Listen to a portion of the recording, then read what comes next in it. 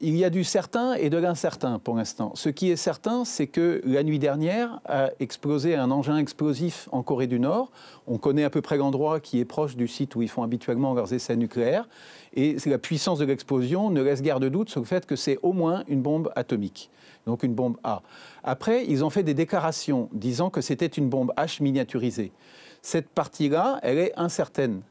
Parce que ce qu'on mesure, c'est un tremblement de terre, avec l'intensité du tremblement de terre qui donne une idée de la puissance de la bombe. La puissance était similaire à celle de leurs précédentes explosions atomiques. Donc si c'était une bombe H, il semble qu'elle ne soit pas très puissante. Pour l'instant, c'est plutôt, disons, un pétard mouillé pour une bombe H. Mais c'est quand même une explosion atomique, un tremblement de terre de puissance de l'ordre de 5 sur l'échelle de Richter, ce n'est pas négligeable. Et il y a des installations dans le monde entier qui surveillent les explosions atomiques pour pouvoir les détecter où qu'elles se passent à n'importe quel moment. Donc, ils font suite au traité d'interdiction complète des essais nucléaires. Il y a une organisation qui s'appelle le CTBT, Comprehensive Test Ban Treaty Organization, donc avec un réseau de stations sismiques qui détectent les tremblements de terre partout dans le monde. Et on peut faire la différence entre des explosions nucléaires ou des tremblements de terre en fonction de la manière dont ça se produit.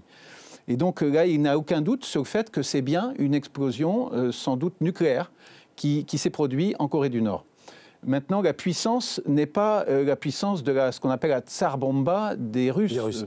Par exemple, qui est la plus puissante des bombes à hydrogène qu'on ait jamais connue, qui était de 57 mégatonnes.